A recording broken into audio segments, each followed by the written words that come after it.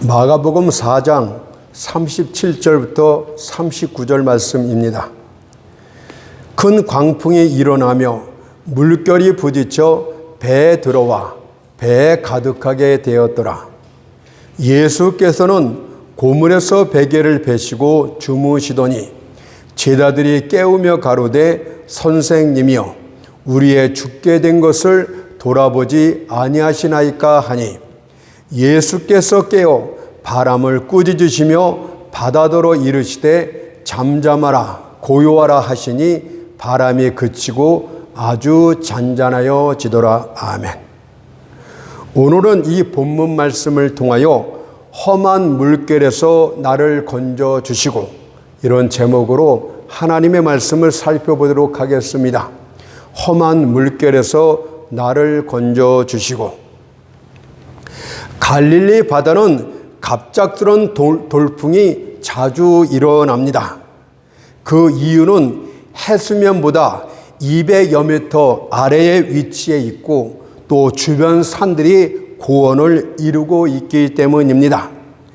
주께서 배를 처음 타셨을 때에는 날씨가 아주 청명했습니다. 그 배는 돛이 없는 10여 명 정도가 탈 수 있는 조그만한 고기잡이 배였습니다. 그런데 그 배가 바다 한가운데 이를 즈음에 갑작스런 변화가 일어났습니다. 조금 전까지만 해도 수줍은 여인네 같았던 바다가 돌연 무시무시한 괴물로 변하더니 배를 삼킬 듯이 달려들었습니다. 그것을 마가복음 4장 37절이 이렇게 증언합니다. 큰 광풍이 일어나며 물결이 부딪혀 배에 들어와 배에 가득하게 되었더라. 주의 제자들은 노련한 어부 출신들입니다. 따라서 그들은 나름대로의 경험을 살려 위경을 헤쳐나가 보려 했습니다. 하지만 광풍은 더욱더 거세어져 갔고 제자들은 더 이상 자신들이 할 수 있는 일이 아무것도 없다는 것을 깨닫게 됩니다.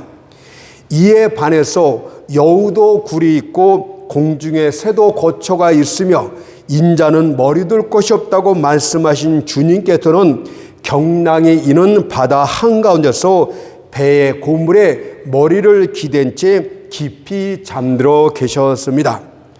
때는 한밤중으로서 풍랑이 치고 배는 파손될 위기에 놓였지만은 피곤에 지친 주님께서는 깊이 그리고 조용히 주무시고 계셨습니다.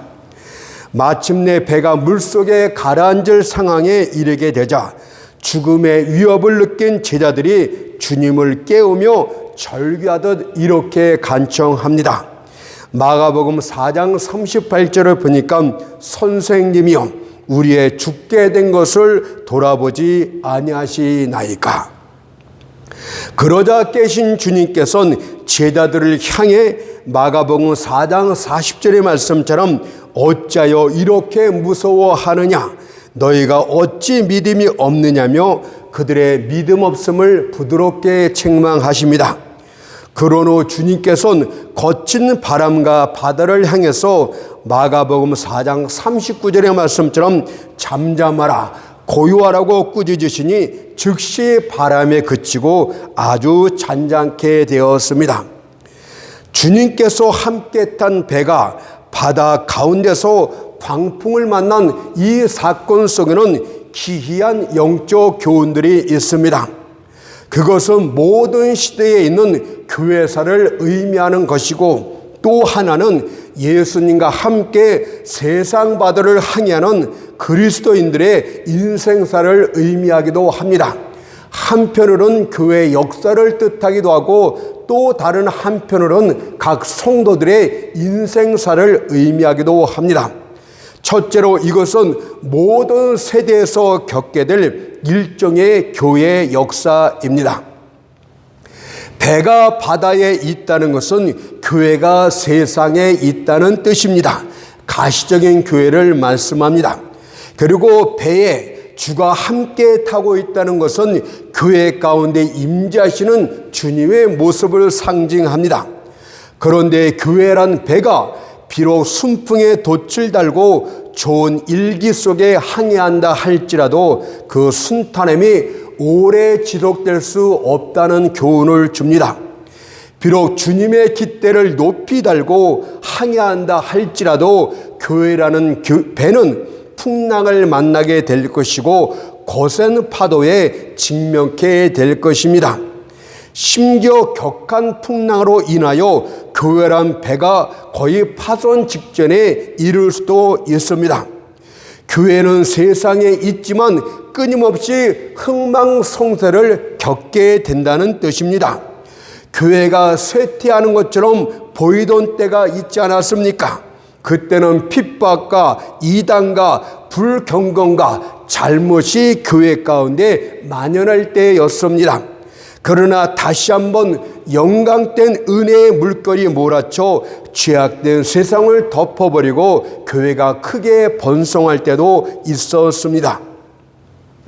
교회가 고상하고 당당한 승리의 행진을 할 때도 있었지만은 재난과 명백한 패배로 슬피 울어야 할 때도 있었습니다. 잔잔한 바다 물결과 풍랑이 이는 물결이 함께 공존하고 있는 세상바다를 보여줍니다. 그렇다면 교회란 배는 거의 침몰되듯이 한 거센 풍랑 가운데는 도대체 어떤 것들이 있을까요? 첫째로는 핍박이란 광풍이 있을 것입니다. 예수께서 승천하신 후 교회가 탄생했고 그 교회는 오순절 성령 강림으로 크게 번성하기 시작하자 헤롯이 일어나 무섭게 교회를 핍박합니다. 사도행전 12장 1절 말씀처럼 그때 헤롯 왕이 손을 들어 교회를 해하려 하여 교회가 나타나자마자 핍박과 박해가 가해졌습니다. 이교도 황제들의 박해 사건들을 살펴보십시오. 그러면 그 잔인한 세월 동안 교회가 어떤 피바다를 헤엄쳐 갔는가를 알게 될 것입니다. 예수의 증거 때문에 흘려진 성도들의 피가 지중해를 가득 메웠다는 것을 알게 될 것입니다. 교회는 이런 핍박들을 통해서 일종의 체질을 당하게 되는데 그것은 하나님의 허락하심 때문에 되었다고 믿습니다. 하나님은 이런 핍박을 이용하여 알곡과 가라지를 체질하십니다. 공허하고 가벼운 그리고 외형적이고 신실지 못한 사람들은 핍박이 이르게 될 때 자신들의 영광스럽지 못한 안전을 도모하여 배역의 길을 걷습니다. 그들은 진리를 위해서 자신의 생명을 포기할 수 없었던 것입니다. 그들의 쓰라린 어깨에는 십자가가 너무 무겁기 때문에 교회로부터 돌아섰던 것입니다. 그러나 진실된 신자는 핍박 중에도 아주 작은 자랄지라도 믿음을 지키게 됩니다. 아모스 9장 9절이 그것을 이렇게 말했습니다. 이스라엘 족속을 만국 중에 체질하기를 곡식을 체질함같이 하려니와 그 한 알갱이도 땅에 떨어지지 아니하리라. 오늘날 교회는 대단히 어려운 가운데 있습니다. 교회가 어려운 가운데 있는 것은 하나님의 허락 가운데 있었다고 저는 믿습니다. 하나님은 이 교회의 어려움을 통해서 알곡과 가라지를 갈라내실 것입니다. 오늘 이 고난을 통해서 거친 환난을 통해서 주님께서 어째요 믿음이 없느냐고 말씀하셨던 것처럼 믿음이 있는 자와 없는 자가 갈라지는 일이 생기게 될 것입니다. 두 번째는 이단이라는 광풍도 있습니다. 사도시대가 지난 지 얼마 안 되어서 교회는 이단이란 거친 풍랑으로 괴롭힘을 당하게 됩니다. 예수 안의 진리를 반대하는 사람들이 교회 안에 나타나서 간교하고 번지르한 말로 사람들을 호렸습니다.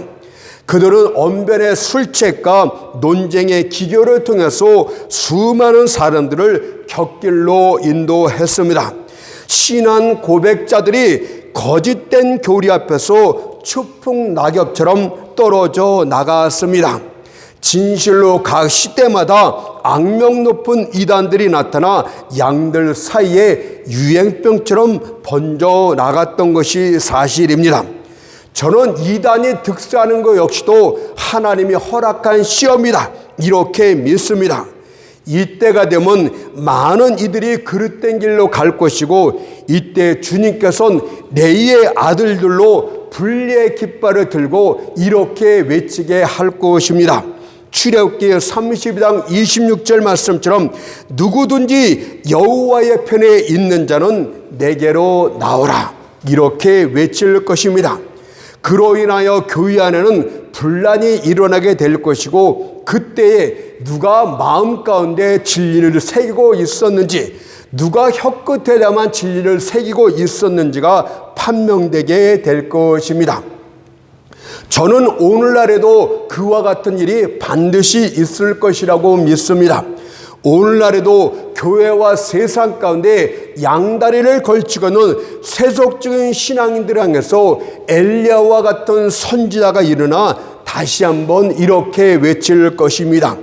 열왕기상 18장 21절 말씀처럼 너희가 어느 때까지 두 사이에서 머뭇머뭇하려느냐, 여호와가 만일 하나님이면 그를 쫓고 바알이 만일 하나님이면 그를 쫓을지니라. 이때 기성교회 기득권을 가진 자들은 아마 강하게 반대하며 저항을 하게 될 것은 너무도 당연하지 않겠습니까? 두 번째로 이것은 모든 그리스도인들의 인생사를 상징하기도 합니다. 이 세상의 모든 것들은 무상하기 짝이 없습니다. 그래서 다윗은 이 세상 것들에 대하여 이렇게 말했습니다. 시편 24편 2절을 보니까 여호와께서 그 터를 바다 위에 세우시며 강들 위에 건설하셨도다. 생각해 보십시오. 과연 세상 것들의 터가 요동치는 바다, 강들 위에 있는데 어떻게 변하지 않을 수 있단 말입니까? 존재했다가 소멸되어지며 위에 있던 것이 아래로 내려가는 것이 세상 것들의 특징이 되겠습니다. 그러니 세상 것들을 지나치게 의지하지 마십시오. 나의 산은 견고히 섰으며 요동치 아니하리라는 어리석은 말을 입 밖에 내지 마십시오. 이는 세상 것들에 주는 영광은 조만간에 물거품처럼 사라지게 될 것이고, 아름다웠던 것들은 추하게 변할 것이기 때문입니다. 그래서 전도자는 전도서 1장 2절에서 이렇게 교훈하고 이렇게 고백합니다. 헛되고 헛되며 헛되고 헛되니 모든 것이 헛되도다. 유리면처럼 고요하고 평안했던 바다가 갑자기 돌변하여 미친 괴물처럼 날뛰는 것처럼 내일 일을 장담하지 말라, 이런 교훈이 담겨 있지 않겠습니까? 그래서 잠언 27장 1절에서도 말합니다. 너는 내일 일을 자랑하지 말라. 하루 동안에 무슨 일이 일어날는지 내가 알 수 없음이니라. 내일 일을 자랑하는 일이요, 내일은 아직 소유하지 않은 어떤 것입니다. 그런데 어찌하여 그것을 자랑한다는 말입니까? 여러분은 내일을 가질 수도 있고 내일을 영영 못 가질 수도 있습니다. 또 내일은 여러분들이 원하는 것이 될 수도 있고 여러분들이 원치 않은 내일이 다가올 수도 있다는 사실을 잊지 마십시오.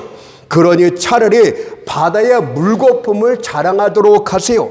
하늘을 덮은 구름을 자랑하도록 하세요. 당신 마음대로 아무거나 자랑해도 됩니다. 그러나 내일 일만큼은 자랑하지 마십시오. 여러분들이 영원히 내일을 못 볼 수도 있고 여러분들이 기대하지 않았던 내일이 들이닥칠 수도 있기 때문입니다. 어떤 이가 자기 앞에 펼쳐진 내일의 정오를 바라보며 이렇게 말합니다. 내일이면 나의 위대함이 무르익을 것이다. 내일이면 내가 팔자가 확 펴질 것이다. 이런 식으로 자랑을 합니다. 그러나 살인적인 소리가 밤새 내려 내일의 소망의 싹들을 모두 얼려버리고 말았습니다. 그러니 내일을 자랑하지 마십시오. 사냥꾼이 자신이 친 그물을 바라보며 내일이면 많은 새들이 여기에 잡힐 것이다 라고 자랑을 합니다. 그러나 더 좋은 그물이 옆에 쳐져 모든 새들이 그리로 다 날아갈지 어찌 알겠습니까? 그러니 내일 일은 결코 자랑하지 마십시오. 내일 갑자기 광풍이 불어 여러분의 인생별을 집어삼키게 될 때 여러분들 역시도 제자들처럼 이렇게 부르짖을지도 모르기 때문입니다. 마가복음 4장 38절 말씀처럼 주여 우리의 죽게 된 것을 돌아보지 아니하시나이까. 죽을 상황처럼 이르게 될 수 있다는 것을 우리에게 경고해 주고 있습니다.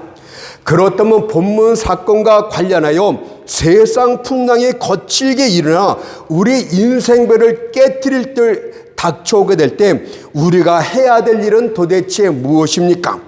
거친 풍랑이 잠잠하고 고요하게 된 전환점이 어디 있는가 주목해 보세요. 주무셨던 주님께서 깨어나셨을 때 잠잠하고 고요한 역사가 일어났던 사실을 우리는 눈여겨서 살펴봐야 됩니다. 여기에 담긴 영적 교훈은 주의 임재하심의 활동성을 말하고 있습니다. 그러나 어떤 교회는 어떤 성도들의 경우에는 주님이 함께 계시고는 있지만 보살핌의 활동이 전혀 없는 마치 주님이 주무시고 있는 것과 같던 그런 신앙생활을 하는 자들이 얼마나 많습니까? 본문의 제자들처럼 그러니 늦었다 할지라도 다시 한번 주님을 부르짖어 깨우도록 하십시오. 그분께 도움을 요청하도록 하십시오. 그렇게 할 때 거친 풍랑이 즉시 잠잠하고 고요하게 될 줄 믿습니다. 세상 사람들은 주의 일반적인 임재하심 가운데 있습니다. 하지만 하나님의 백성들은 주의 특별한 임재 가운데 있습니다. 세상 사람들이 거하는 주의 일반적인 임재하심과 하나님의 백성들이 거하는 주의 특별한 임재하심을 성경에서 구별해서 볼 줄 알아야 됩니다. 어떤 이들은 본 사건과 관련하여 이렇게 반문도 합니다.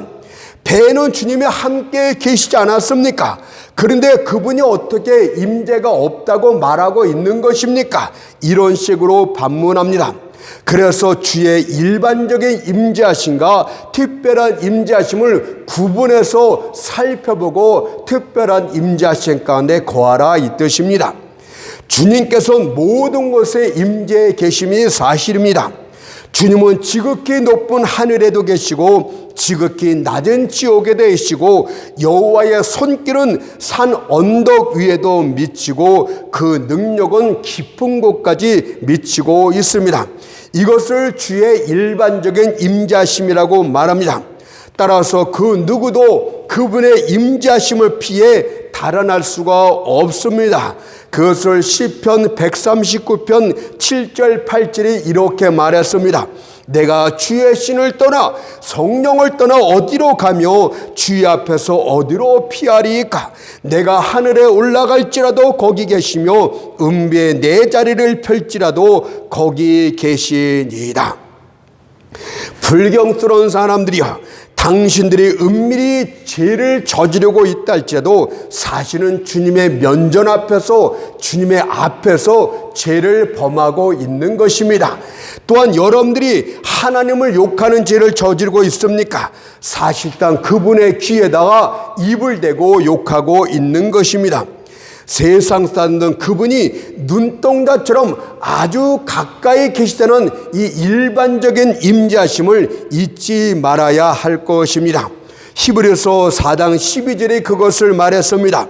지으신 것이 하나라도 그 앞에 나타나지 않음이 없고 오직 만물이 우리를 상관하시는 자의 눈앞에 벌거벗은 것 같이 드러나느니라.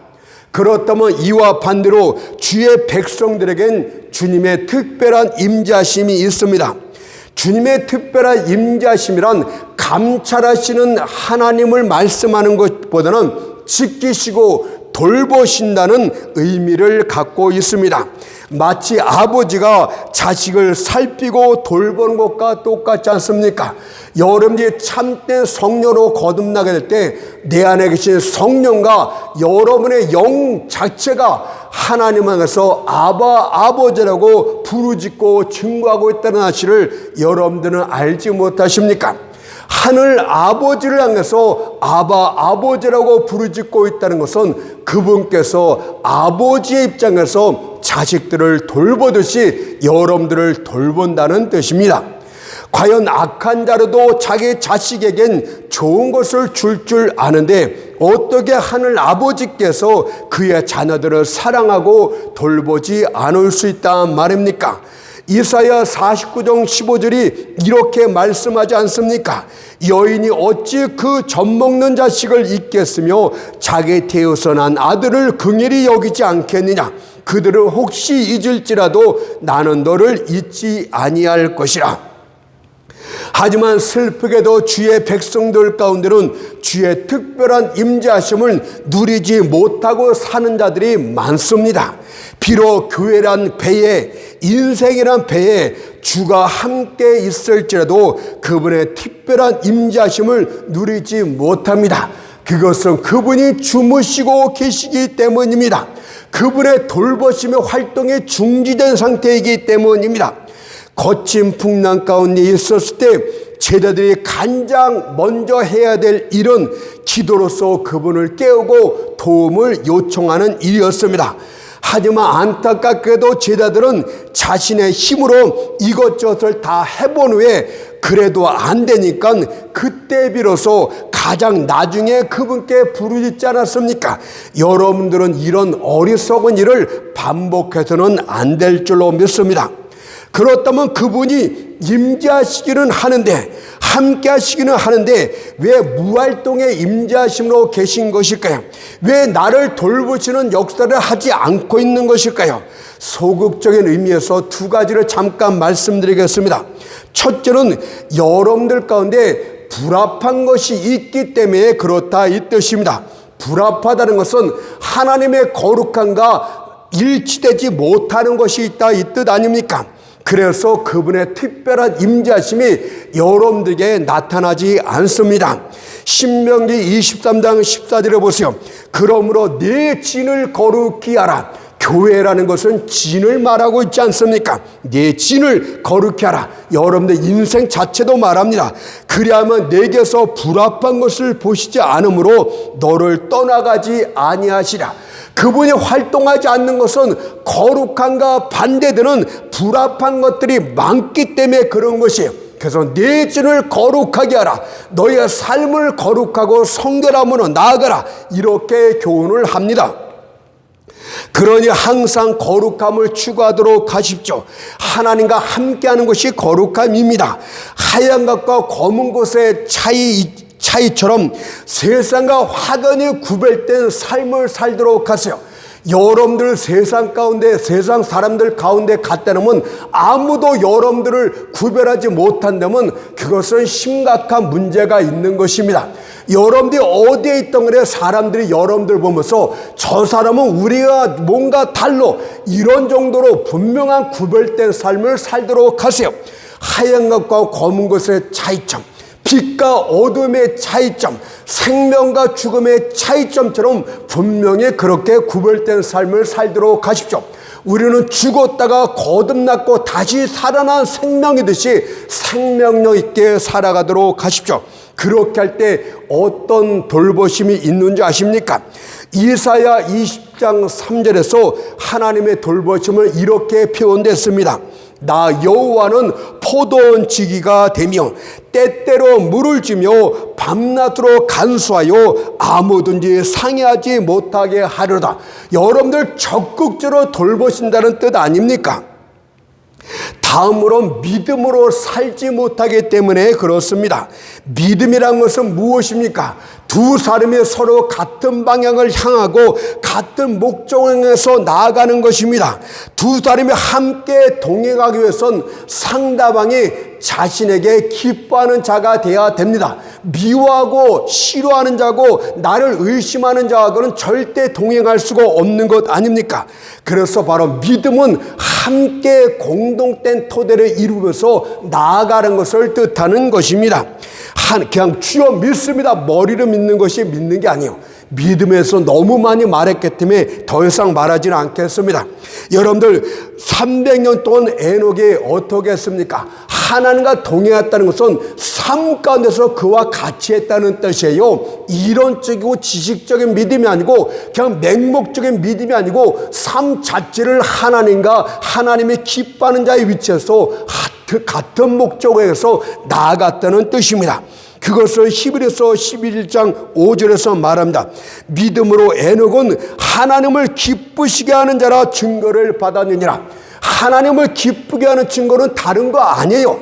바로 여러분들 돈을 헌금을 많이 하면 천만의 말씀입니다. 믿음으로만이 하나님을 기쁘시게 한다고 말하고 있지 않습니다. 이것은 다른 것으로는 불가능하다, 이렇게 말하는 것입니다. 그렇다면 여러분들은 어떻습니까? 믿음 안에 있고 그 믿음이 지금도 계속 자라고 있습니까? 그러면 하나님과 동행하고 하나님의 특별한 돌보심이 있을 것입니다. 또 그 믿음이 주를 사랑하는 데서 나오는 역동적인 믿음이 맞습니까? 그냥 막연한 믿음이 아니라 내가 주를 사랑하기 때문에 믿는 그런 믿음입니까? 예수라는 이름을 들을 적마다 여러분들 혈관 속으로 흐르는 피가 튀는 것 같은 그런 것을 뜨거움을 느낍니까? 이게 진짜 믿음입니다. 그래서 항상 자신의 모든 것을 살펴봐야 되지만 가장 중심이 되는 믿음을 바로 살펴봐야 되는 것입니다. 왜냐하면 여러분들 안에는 간사함이 너무나 많습니다. 여러분들 안에는 교활함이 너무나 많습니다. 여러분이 여러분들 자신을 속입니다. 또한 그래서 여러분들 항상 진지하게 기도하는 중에 자신을 살펴보면서 이렇게 하도록 하십시오. 시편 139편 23절 24절 말씀처럼 시편 기자처럼 해야 됩니다. 하나님이여 나를 살피사, 아주 구석구석 살피라 이 뜻입니다. 나를 살피사 내 마음을 아시며 나를 시험하사 내 뜻을 아옵소서. 내게 무슨 악한 행위가 있나 보시고 나를 영원한 길로 인도하소서. 오늘 풍랑이니까 주님께서 어찌하여 믿음이 없느냐, 이들이 평상시때 믿음이 있는 것처럼 보였지만 풍랑을 통해서 이들이 믿음이 없음이 그냥 드러나고 말았습니다. 성경은 교회 가운데 있는 주의 임재하심을 이사야 44장 3절에서 마른 땅에 시내가 흐르게 하며 라고 비유를 합니다. 이는 주의 임재가 없는 교회는 마른 땅과 똑같다는 뜻입니다. 아무것도 잘할 수 없는 생명력이 없는 죽음의 땅과 똑같은 죽은 교회를 예수의 주의 성령의 임재하심이 없는 교회라고 말합니다. 그러나 주의 임재가 마치 강물처럼 마른 땅 가운데로 죽은 교회로 흘러들어오게 되면 모든 것이 솟게 되는 것입니다. 메마른 땅은 즐거워하게 될 것이고 온 땅에 신선한 초목들과 사랑스러운 꽃들로 뒤덮이게 될 것입니다. 여러분들 교회가 이렇게 살아있는 교회입니까? 정말 그렇습니까? 그러면 이어서 나오는 축복의 말씀이 뭔지 아십니까? 이사야 44장 4절을 보니까 그들이 풀 가운데서 솟아나기를 시냇가에 버들같이 할 것이라. 제가 여름철이 되면 풀을 오늘 하루 종일 뽑아도 그 다음날 가면 또 풀이 자라나고 감당을 못하겠어요. 여러분들 바로 풀은 그 수를 셀 수 없는 것과 똑같이럼 수많은 영혼들이 들어오게 된다는 교회의 부흥을 말하고 있는 것입니다. 또 시냇가에 버들같이 할 것이라고 말씀하고 있듯이 버드나무 가지는 생명력이 얼마나 빠른지 모릅니다. 오늘 가지를 자라면 또 가지가 나오는 것처럼 교회 부흥이 급속도로 이루어지게 될 것이란 뜻입니다. 교회 부흥의 홍수는 기송각이 노도처럼 달려와서 시스라의 군대를 휩들고 간 것처럼 급속하게 빠르게 교회 부흥은 일어나게 됩니다. 그러므로 교회는 성령의 임재하심이 있으면 모든 것을 할 수 있다고 말할 수 있지만 성령의 임재가 떠나면 교회는 아무것도 아닙니다. 그 교회가 아무리 역사가 깊고 교회가 3층, 5층, 10층으로 지었다 할지라도 성령의 임재가 없는 교회는 바로 납골당과 똑같아요. 수많은 시체들이 가득한 공동묘지와 똑같습니다. 그러므로 거친 풍랑 가운데 있는 교회들이여, 어서 부르짖어 주님을 깨우십시오. 주께서 모든 풍랑을 잔잔케 하고 교회에 평강을 주실 줄로 믿습니다. 두 번째로는, 그렇다면 개인에 대한 주의 특별한 임재하심은 어떤 것입니까? 성도는 일종의 수국과 같다, 이렇게 말씀드리고 싶습니다. 물이 풍족할 때는 아름답고 화려한 꽃들을 피우지만은 물이 부족하면 신속하게 죽고 마는 것이 수국이란 꽃입니다. 이와 마찬가지로 성령의 임재하심이 떠나면 성도들의 믿음의 꽃이 닫아지고 맙니다. 주님의 그리스도의 향기도 내뿜지를 못합니다. 사랑의 열매도 썩고 마침내는 나무에서 떨어지고 맙니다. 오늘날 한국교회가 사랑이 식고 인정머리가 없는 교회가 된 것은 성령의 부재 때문입니다. 교인들이 얼마나 인정머리가 없고 차가운지 알 수가 없어요. 우리가 주의 임재 가운데 있을 때는 다윗처럼 언약궤 앞에서 기쁘게 힘차게 춤출 수가 있습니다. 그러나 임재가 떠나게 되면 우리는 욥처럼 제 위에 앉아서 우리의 헌대를 기아 쪽으로 긁고 있는 참으로 비참한 인생사를 살게 됩니다. 주의 임재가 사라지게 되면 그의 생명의 빛도 사라집니다. 그가 주시는 기쁨도 사라집니다. 그가 주시는 위로함도 사라지게 됩니다. 영적인 권능도 다 사라지게 됩니다. 그러므로 주의 임재하심을 항상 구하도록 하세요. 그러면 마지막으로 주의 임재하심을 얻기 위한 적극적인 방법은 도대체 무엇입니까? 제자들이 배에 고물에 베게 하시고 주무시던 주님을 깨우며 우리의 죽게 된 것을 돌아봐 달라고 부르짖었던 것처럼 부르짖어 기도하는 것이 성령님의 적극적인 임재하심을 끌어들이는 방법이 되겠습니다. 혹 어떤 이는 지금은 주가 계시지 않고 부활 승천하여 하늘 보좌에 계시지 아니하뇨. 그런데 어떻게 우리 교회 가운데 우리 인생 가운데 그분의 임재하심이 있겠느냐. 바보 같은 소리입니다. 주님의 이 성령 시대는 주님의 임재가 곧 성령의 임재하심이고 삼위일체 하나님의 입장에서 하나님의 임재하심도 되는 것입니다. 성령은 로마서 8장 9절에서 그리스도의 영이라고 말씀하고 있듯이 주의 임재하심은 곧 성령의 임재하심입니다. 그분은 육체로는 하늘 보좌 가운데 계시지만 영으로서는 성령으로서 우리 가운데 임재해 계시는 것입니다. 주님은 성령의 임재하심을 요한복음 3장 8절에서 바람이 임의로 불매라고 하셨어요. 성령의 형상은 바람입니다. 바람은 누구도 손으로 잡을 수 없고 눈으로 볼 수도 없습니다.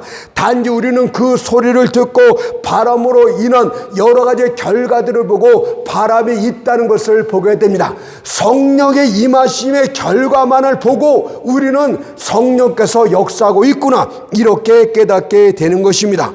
다시 말해 바람의 특징은 절대 주권적인 자유함에 있다는 뜻입니다.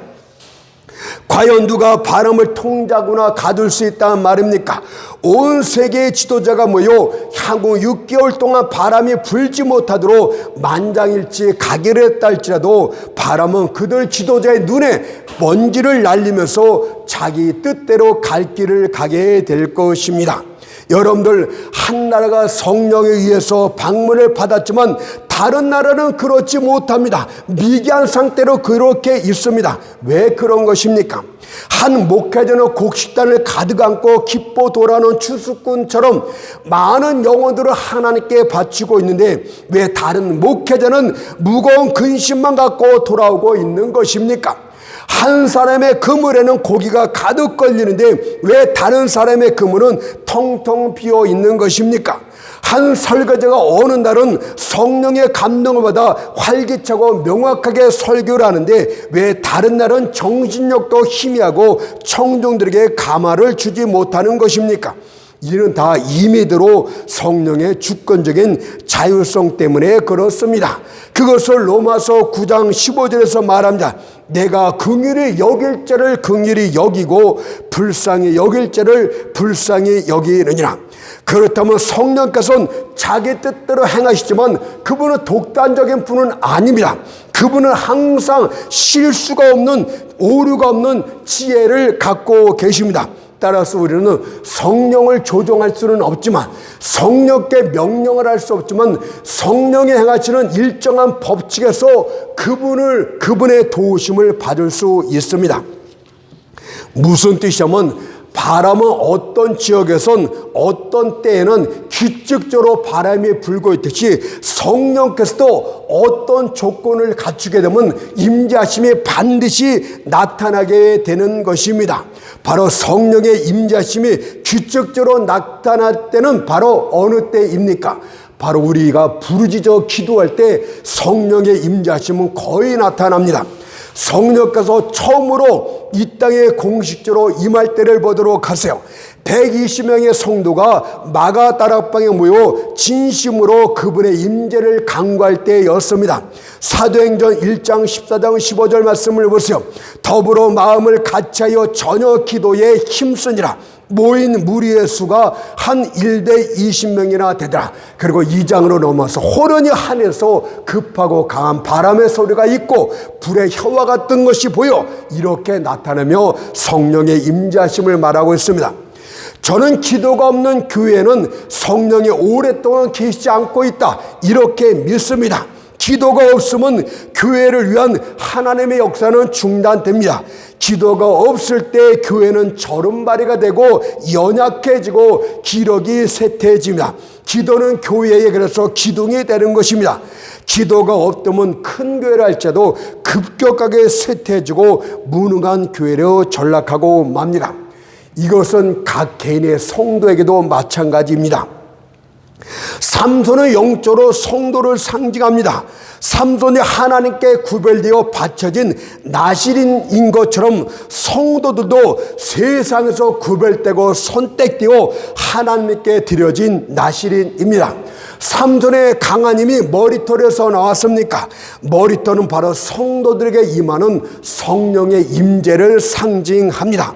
그러므로 여러분들 삼손이 성령의 임재하신 가운데는 성난 사자도 염소 새끼 찢듯이 찢어 죽일 수 있었고 블레셋 군대 1,000명을 낙의 턱뼈로 다 몰살시킬 수 있었으나 머리털이 잘린 후에는 아무것도 할 수 없었던 것처럼 여러분들도 성령의 임재가 떠나면 그렇게 되는 것입니다.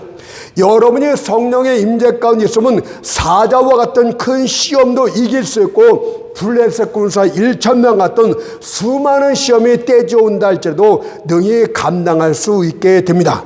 여러분들 특히 오늘 본문처럼 광풍을 만나서 큰 환난을 만나서 그런 상황이 있을 때는 부르짖어서 그분의 도움을 구해야 한다고 합니다. 시편 50편 15절 말씀 보세요. 환난 날에 나를 부르라. 내가 너를 건지리니 네가 나를 영화롭게 하리로다고 말씀하듯이 진실된 기도를 시작하십시오. 하나님은 진실된 기도만을 연락하십니다. 여러분들의 환난을 근거하여 하나님의 약속의 말씀에 근거해서 기도하십시오. 나의 여호와 하나님이여 내가 환난 날에 처해 있나이다. 주께서 환난 날에 나를 부르라고 말씀하셨는데 지금이 바로 그때입니다. 이 어둡고 폭풍과 몰아치는 이 환난에서 나를 구원하소. 하나님의 약속하신 말씀대로 환난 날에 나를 부르라. 내가 너를 건지리니 내가 나를 영화롭게 하리로다. 이 약속의 말씀을 실행시켜 주시옵소서. 이렇게 기도하도록 하십시오.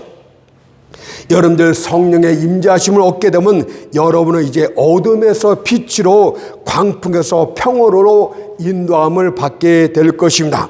성령께서 여러분 앞에 열린 문을 두사 여러분으로 달리도록 도우실 것입니다. 성령께서 날개를 주사 여러분으로 독수리처럼 하늘 위로 오르게 할 것입니다. 성령은 우리의 모든 것이요 전부요 우리의 영원한 유산입니다. 아멘.